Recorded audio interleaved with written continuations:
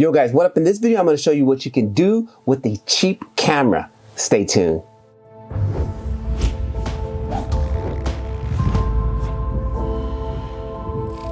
Yo, my name is Patrick LeVar. If you guys are new to my channel, I predominantly film with small mirrorless cameras and I love shooting with cell phones. So if you're into that, consider hitting the subscribe button. So if you're new to my channel, again, you may not know, at this moment my main phone is broken. I was using a Samsung Galaxy S7 Edge, which I use to predominantly film all the videos on my channel, including my anamorphic stuff. And I broke that phone and I've been kind of waiting to get a new phone due to the situation that's going on with the things in the world right now. We all know about the sickness. I wasn't able to grab a new phone just yet. So I decided to take my old crappy phone. Well, I shouldn't call it crappy, but my older phone. I have a Nokia V2 and the camera on this is less than, flagship model. Basically, it only shoots 720 at 30 frames per second. So I wanted to use this as a challenge. Could I shoot something pretty decent using this phone? Again, on my Samsung Galaxy S7, it has very high-end camera, does, 4K and all that stuff like that. So I put up a challenge to myself to see what kind of footage I can get out of it. So take a look at this. Yo, my name is Patrick LeVar. I'm a mobile filmmaker, but I have a small problem. I'm really feeling like I want to purchase a camera. So I decided to start to look for a camera. And I was quite discouraged at how expensive many of them were, and they were just a little bit too advanced for what I needed. But then through my search, I was able to find a cool little camera, the Canon EOS M. Literally paid like $175 for this thing with the lens, so I wasn't expecting too much out of it. But once I took some photos and did some video, the photos were fantastic, but I was quite disappointed with the video. I was actually shooting higher quality video on my cell phone. But after playing with the phone for years and coming across Magic Lantern, I'm actually pretty happy with the results I can get out of this little camera now. But at heart, I still love shooting with my cell phone. It's so easy, fits in my pocket.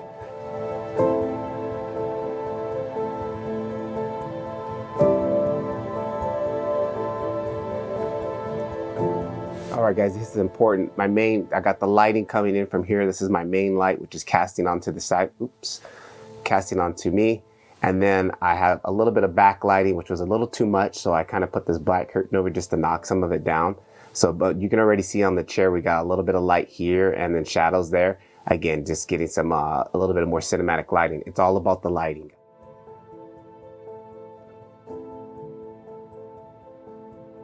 Again, my main light source coming from the window, coming across here. On this side, it's dark. I got the shadows. Also, again, I got my diffusion hanging up there just a little bit to help diffuse some of these highlights so the edges won't be so blown out. And then again, I open that back window up to get some backlight here, to get some more light on this to help light it up again. Controlling the light is super important. And here you can see I'm using Filmic Pro because the camera itself, the original app, only lets me do auto. It doesn't do any type of lock focus. It just auto focus, auto exposure. So every time it was super blown out. So I'm just using this to control my exposure and then my focal point. That's all I can basically do. I can't choose HD. It only does 720. P at 30 frames. So again, I'm just using the Filmic Pro to lock my exposure and to lock my focal point. In this shot also, I'm trying not to do any movement because with the camera, it lags when it records. It's like weird if you hit record and if I'm in front of it, it lags. Like it's just, the processor's not fast enough. So I'm not using any movement, just keeping them straight static shots because the quality of the camera is very bad. Another tip that I'm doing, since I don't have a lot of space on this phone, as I shoot the shots, I'm going into here and inside of Filmic Pro, which is also really nice, and I'm sharing them straight to my Google Drive.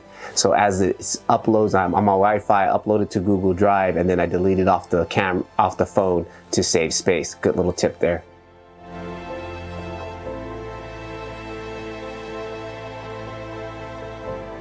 So I got a couple of shots also here with it on the grip there dolly. I had it on the really low speed just so you really wouldn't tell the lag. You still can see it a little bit, but just to get some B footage of my Canon right here, which I'm using right now. So that was a quick little shot there. So the main tips and the main important thing that you got to realize about your phone, no matter what kind of phone you have or the quality of the lens, it's light. Light is really what's going to dictate how your image looks. Another thing that's extremely crucial for me is I'm paying attention to this little graph here. All the way at the bottom is my blacks, this is my mids in the middle, and all the way at the top is my highlights.